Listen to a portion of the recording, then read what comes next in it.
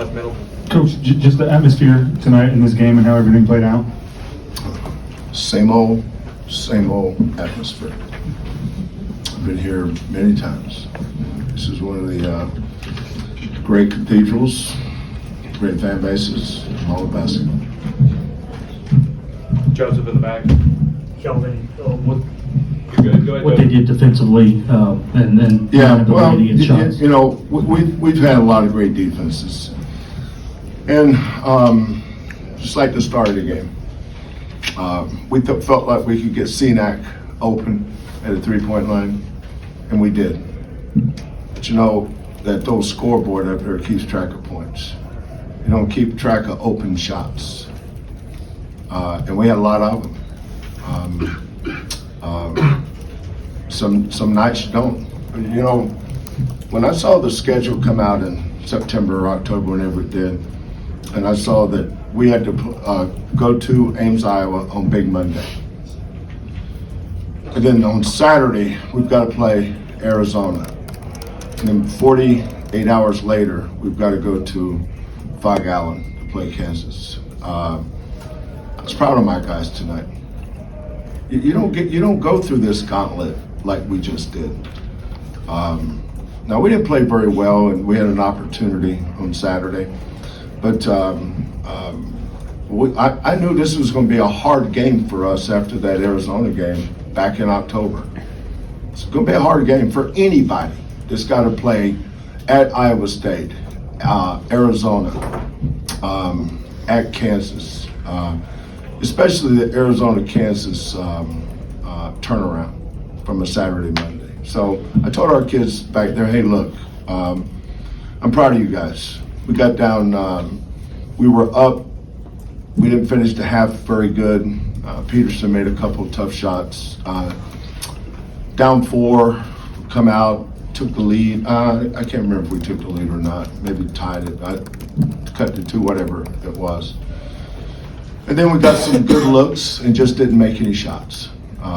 Sharp, Sharp's the one.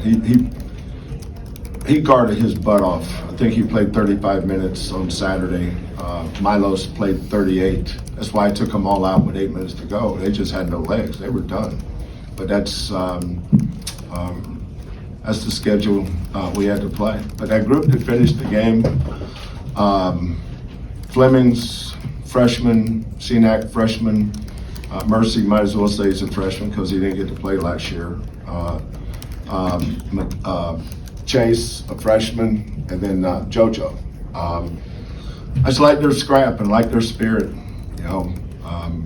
We've got 3 games to finish up the Big 12 schedule. We're going to try to finish as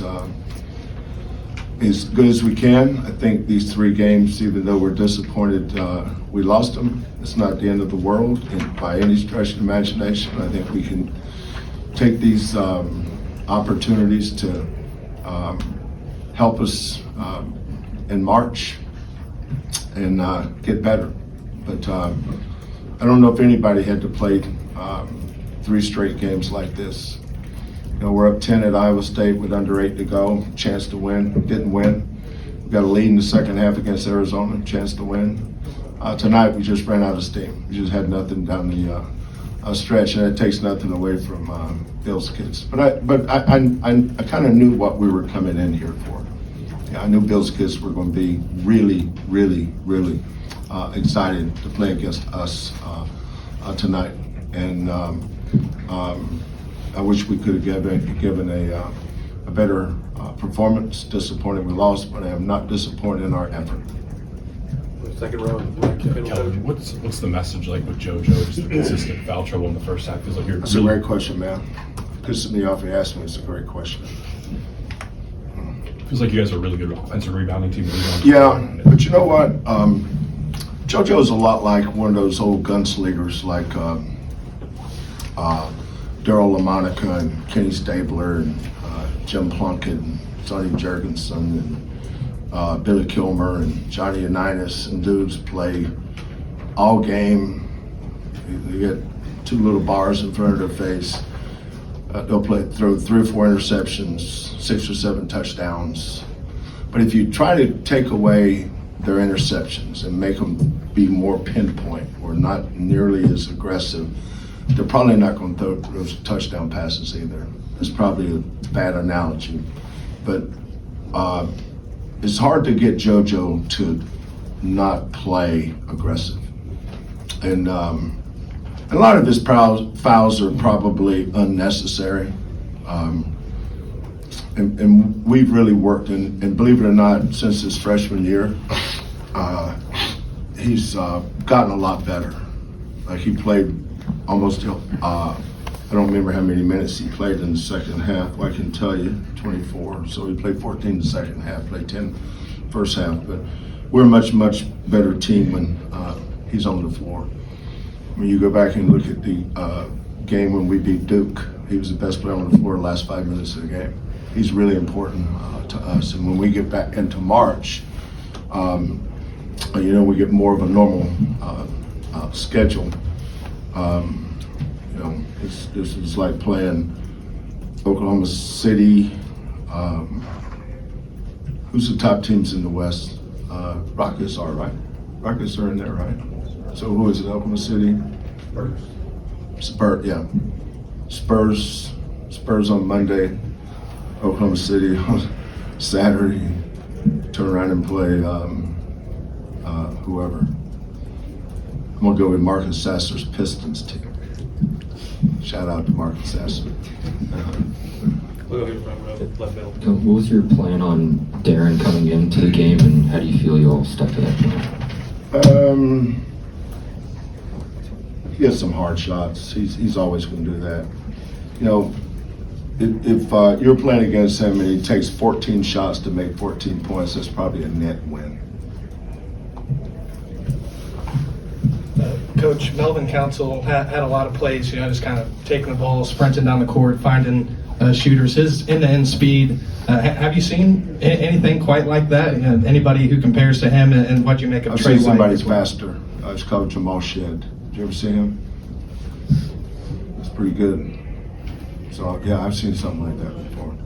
What do you That's make not of taking anything away from him. You're not a Kansas fan, are you? former Kansas graduate? God, it's a coincidence. But I'm a national reporter, so. Yeah, but you're still a Kansas graduate. So the fact that you said, have you ever seen anything like that just reeks of Jayhawkness? So the answer would be, yes, I have, but he is impressive. He has a lot of great intangibles. You can tell Bill, I haven't seen Kansas a lot this year.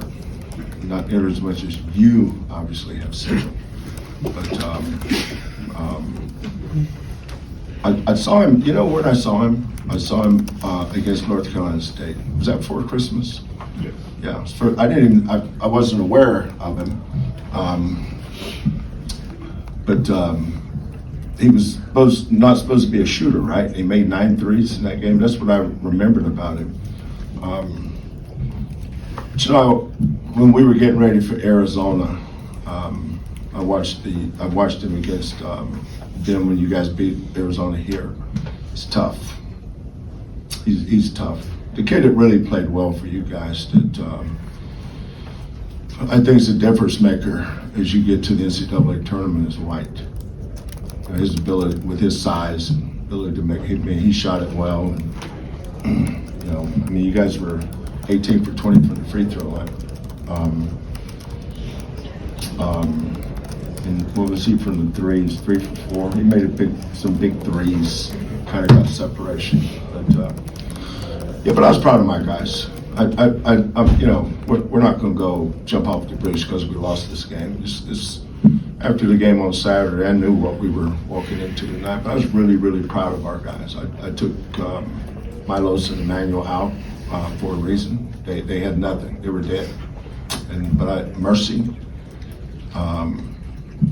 Chris, they just kept battling, Kansas is one of those teams that you just never know, but they're pretty good. So are we. We're pretty good too. Maybe not tonight, but we're pretty good. Coach, start of the second half, Kansas sort of starts grabbing rebounds and getting out and running. What kind of effect do you think that has on the team? Yeah, it's usually probably every team that comes here, one of their keys to victory is keep them out of transition. Traditionally, when we've beaten them in Norman, that's probably, I said Norman, Houston, I'm sorry. I get back to my Big 12 days. At least I'm not like you, Johnny J. Hawk. But when we've done well against them in the Fertitta Center, that's usually why we don't let them get out in transition. We keep them in the half court. If you keep them in the half court, then we've always our half court defense is usually pretty good, right? So we've been able to win those battles for that reason. But when they get out and run, it's hard to keep them in the half court in this gym. They're really good at that. They always have been. Coach, thank you for your time. Thanks, Coach.